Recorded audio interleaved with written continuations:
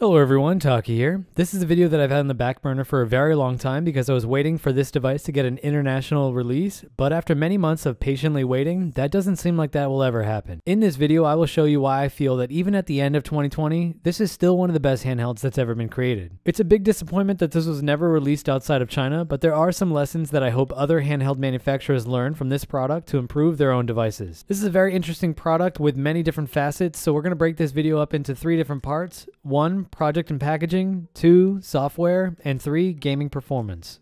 The first thing that I want to say is that it's very difficult to argue that something is a great value for its price when you can't buy it, but I'll be basing all of my judgments on the original price that Chinese customers paid for their ZBGs. Using the current exchange rate, the original pre-order price for the final version of the ZBG was $167 and the 3D printed version was $122. Let's take a look at what people got for that price. Inside the box is one assembled ZBG. The package also includes 2 interchangeable cases, giving you the ability to build any of the 3 colors of the ZBG.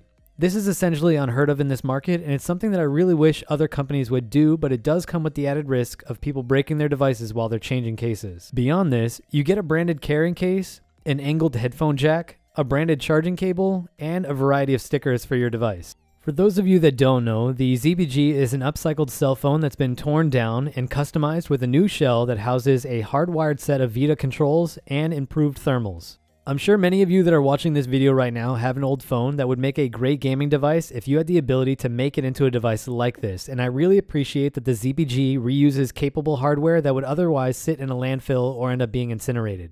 A big highlight of this device compared to other products in this range is its exceptional screen. Colors pop and the panel has great white balance in my opinion. The panel used in the ZBG is easily better than any of the other devices in the sub $300 market. Lastly, the controls in the ZBG are far superior to those in other handhelds at or near this price point, and that's largely due to the fact that they come from real Vita components. If you've used a Vita before, then you already know how these buttons will feel. The Vita style isn't for everyone, and there are many times when I tend to prefer conductive rubber over the switches used in the Vita, but I do enjoy them in the ZBG. The ZBG comes with a ton of software pre-installed out of the box with configurations largely in place for you on your first boot. The device is running a highly customized Android 5.1 ROM with lots of goodies already set in place for you, like the exposed framework, super user, and CPU controls. Performance on the device is exceptional, and it's largely due to the customizations under the hood, but it's also due to how solid the Xperia line of phones were at this time. I've already gone ahead and customized this device, but I will quickly show you what the ZBG looks like when it ships by default. For launcher, they've gone with the ATV launcher, with the only real customization going into hiding applications for things that could break the device.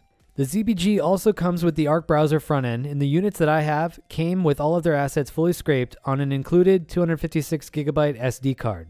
For emulators, we have pretty much everything that you'd ever need with RetroArch, PPSSPP, Raycast, Drastic, and many others. The original 3D printed version of the ZBG came with 4 Android games, but these final versions only come with Bully, GTA 3, and Need for Speed Most Wanted.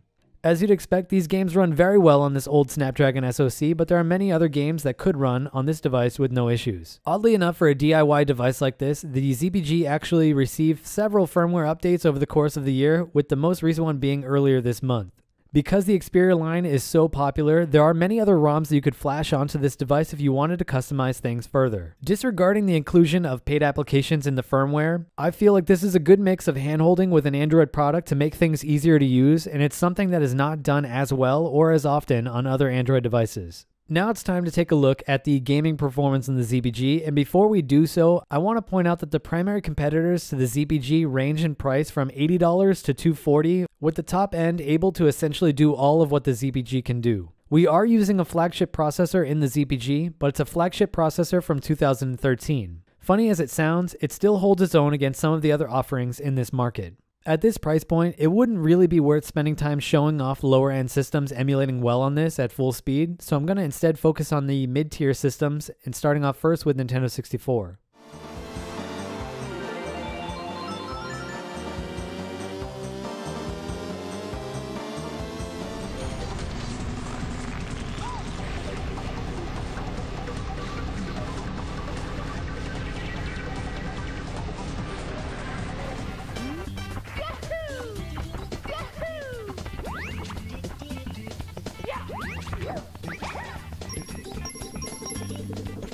The ZPG uses a 32-bit processor, so GameCube is completely out of the question, even if you were to go and find an outdated build of this emulator.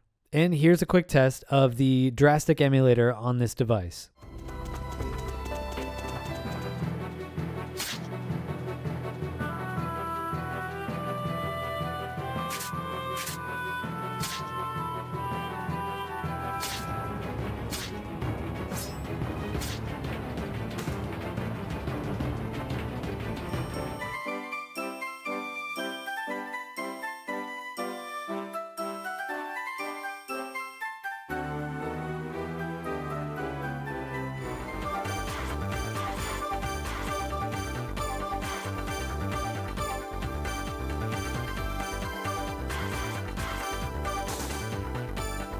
Now let's take a look at PSP emulation.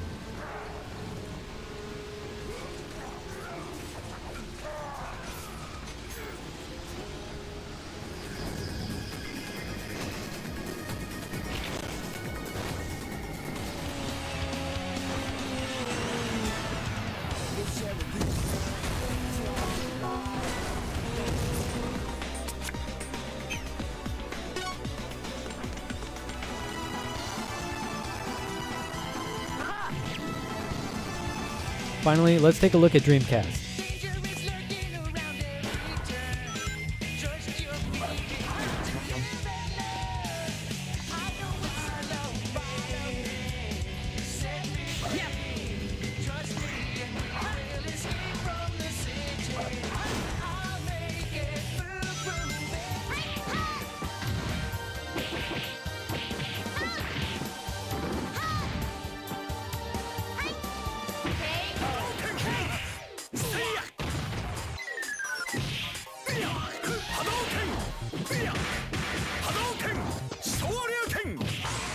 As you can see, the Snapdragon 800 is still a good chip even in 2020 when it comes to these handheld devices. I didn't show off any lower end systems, but you'd have no issues with Super Nintendo, GBA, Mega Drive, and PS1 on this device. Now let's finish off with some Android gameplay.